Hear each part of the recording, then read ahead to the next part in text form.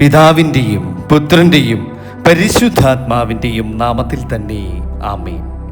പ്രിയപ്പെട്ട ക്രിസ്തീയ സഹോദരങ്ങളെ, നമ്മുടെ ഇന്നത്തെ ധ്യാന വിഷയം യിരെമ്യാ പ്രവാചകന്റെ പുസ്തകം 31-ാം അധ്യായം 17-ാം വാക്യമാണ്.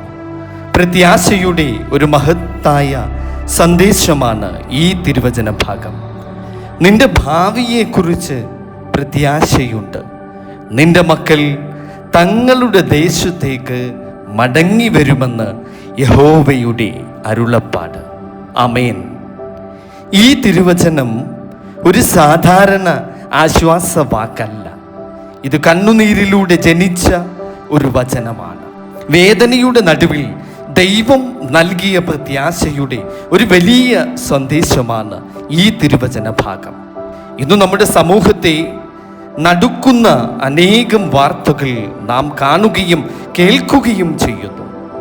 സ്വന്തം ഗർഭത്തിൽ ചുമന്ന പിഞ്ചു കുഞ്ഞുങ്ങളെ ഉപേക്ഷിക്കുന്ന അമ്മമാർ, സ്വന്തം കുഞ്ഞുങ്ങളെ കൊലപ്പെടുത്തുന്ന ക്രൂരമായ സംഭവങ്ങൾ, കുടുംബ ബന്ധങ്ങളുടെ തകർച്ച, സ്നേഹത്തിൻ്റെ സ്ഥാനത്ത് സ്വാർത്ഥത, കരുണയുടെ സ്ഥാനത്ത് നിസ്സംഗത.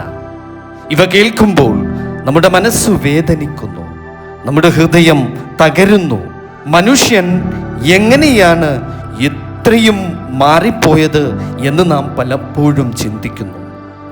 ഇത്തരമൊരു സാഹചര്യത്തിലാണ് യിരെമ്യാ പ്രവാചകന്റെ വചനം നമ്മെ വീണ്ടും പ്രത്യാശയിലേക്ക് വിളിക്കുന്നത്.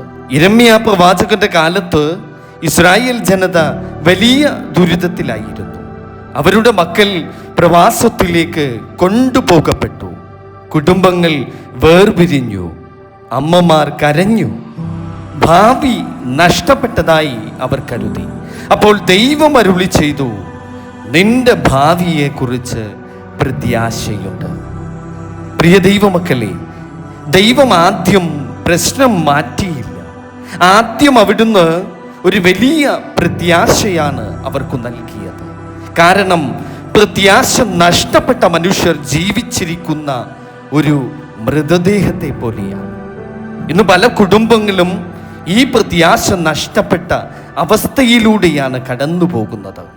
മക്കളെ വളർത്തുവാനുള്ള ഭയം, സാമ്പത്തിക പ്രതിസന്ധികൾ, മാനസിക സമ്മർദ്ദങ്ങൾ, ഒറ്റപ്പെടലുകൾ, പ്രാർത്ഥനയുടെ അഭാവം, ദൈവത്തിൽ നിന്നുള്ള അകലം, ഇവയൊക്കെയാണ് മനുഷ്യനെ വീണ്ടും ഇരുട്ടിലേക്ക് നയിക്കുന്നത്. എന്നാൽ സഭ നമ്മെ പഠിപ്പിക്കുന്നത് മറ്റൊന്നാണ്.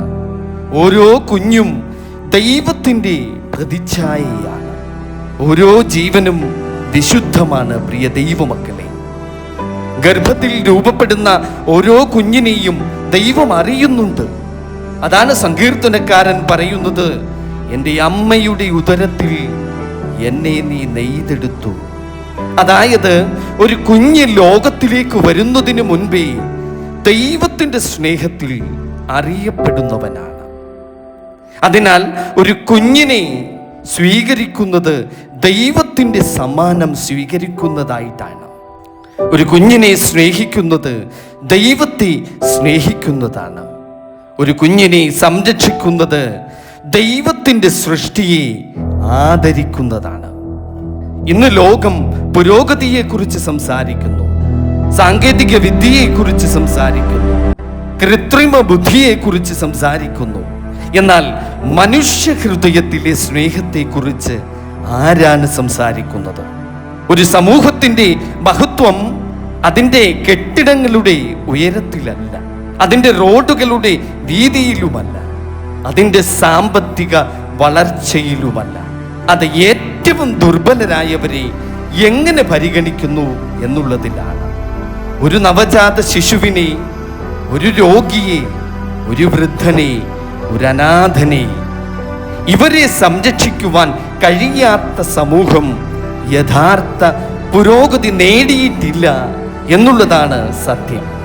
പ്രിയ ദൈവമക്കളെ, യിരെമ്യാവിന്റെ പുസ്തകത്തിൽ റാഹേലിന്റെ കണ്ണുനീർ നാം കാണുന്നുണ്ട്. റാഹേൽ തൻ്റെ മക്കൾക്ക് വേണ്ടി കരയുന്നു. ഈ റാഹേൽ ഇന്ന് നമ്മുടെ സമൂഹത്തിലെ വേദനിക്കുന്ന എല്ലാ അമ്മമാരുടെയും പ്രതീകമാണ്. മക്കളെ നഷ്ടപ്പെട്ട അമ്മമാർ, വഴിതെറ്റിയ മക്കൾക്ക് വേണ്ടി കരയുന്ന മാതാപിതാക്കൾ, ലഹരിയിൽ അകപ്പെട്ട മക്കൾക്ക് വേണ്ടി പ്രാർത്ഥിക്കുന്ന അമ്മമാർ, വിശ്വാസത്തിൽ നിന്ന് അകന്നുപോയ മക്കൾക്ക് വേണ്ടി കണ്ണുനീരൊഴുക്കുന്ന മാതാപിതാക്കൾ, ഇവരോടൊക്കെയും ദൈവം എന്ന് പറയുന്നു, നിന്റെ ഭാവിയെക്കുറിച്ച് എനിക്ക് പ്രത്യാശയുണ്ട്. ദൈവത്തിന്റെ ഭാഷയിൽ അവസാന വാക്ക് ഒരിക്കലും നിരാശയല്ല. അവസാന വാക്ക് എപ്പോഴും അത് പ്രത്യാശയാണ്. കുരിശിന്റെ അവസാനം ഉയർപ്പുണ്ടായിരുന്നു. കല്ലറയുടെ അവസാനം ജീവനുണ്ടായിരുന്നു. കണ്ണുനീരിന്റെ അവസാനം ആശ്വാസമുണ്ടായിരുന്നു. പ്രിയ ദൈവമക്കളെ, അതിനാൽ ഇന്ന് നിങ്ങൾ നിങ്ങളുടെ മക്കൾക്ക് വേണ്ടി കരയുന്ന ഒരു മാതാപിതാവാണെങ്കിൽ നിരാശപ്പെടരുത്. നിങ്ങളുടെ പ്രാർത്ഥന ദൈവം കേൾക്കുന്നു. നിങ്ങളുടെ കണ്ണുനീർ ദൈവം കാണുന്നു. നിങ്ങളുടെ വേദന ദൈവം അറിയുന്നു. അവിടുന്ന് പ്രവർത്തിക്കുന്നുണ്ട്. പ്രിയപ്പെട്ടവരെ, യേശുക്രിസ്തുവിൻ്റെ ജീവിതത്തിലേക്ക് നമുക്കൊന്ന് നോക്കാം. കുട്ടികൾ അവിടുത്തെ അടുക്കൽ വന്നപ്പോൾ ശിഷ്യന്മാർ അവരെ തടഞ്ഞു. പക്ഷേ യേശുതമ്പുരാൻ എന്തു പറഞ്ഞു? കുഞ്ഞുങ്ങളെ എൻ്റെ അടുക്കൽ വരുവാൻ അനുവദിക്കുവീൻ. എന്തുകൊണ്ട്? കാരണം ദൈവരാജ്യത്തിൻ്റെ മഹത്വം കുട്ടികളുടെ നിഷ്കളങ്കതയിലാണ്, അവരുടെ വിശ്വാസത്തിലാണ്, അവരുടെ ആശ്രയ ബോധത്തിലാണ്, അവരുടെ നിർമ്മലതയിലാണ്. ഇന്ന് ലോകം നഷ്ടപ്പെടുത്തിക്കൊണ്ടിരിക്കുന്നത് ഈ നിർമ്മലതയാണ്. അതിനാൽ കുടുംബങ്ങൾ വീണ്ടും പ്രാർത്ഥനയിലേക്ക് മടങ്ങണം. മാതാപിതാക്കൾ വീണ്ടും ദൈവത്തിലേക്ക് മടങ്ങണം. മക്കൾ വീണ്ടും സുവിശേഷത്തിലേക്ക് മടങ്ങണം. കുടുംബ പ്രാർത്ഥനകൾ പുനരുജ്ജീവിക്കണം. ദൈവവചനം വീടുകളിൽ വീണ്ടും മുഴങ്ങണം. കാരണം പ്രാർത്ഥിക്കുന്ന കുടുംബങ്ങൾ ഒരിക്കലും തകരുകയില്ല. ദൈവത്തെ കേന്ദ്രമാക്കുന്ന കുടുംബങ്ങൾ വഴിതെറ്റുകയുമില്ല.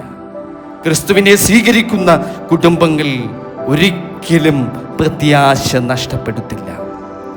പ്രിയ സഹോദരങ്ങളെ, ഇന്ന് ഈ ധ്യാനത്തിൻ്റെ അവസാനം നാം എല്ലാവരും നമ്മുടെ ഹൃദയത്തിൽ ഒരു ചോദ്യം ചോദിക്കണം. എൻ്റെ കുടുംബം ദൈവത്തോട് എത്ര അടുത്താണ്? എൻ്റെ മക്കൾക്ക് വേണ്ടി ഞാൻ പ്രാർത്ഥിക്കുന്നുണ്ടോ?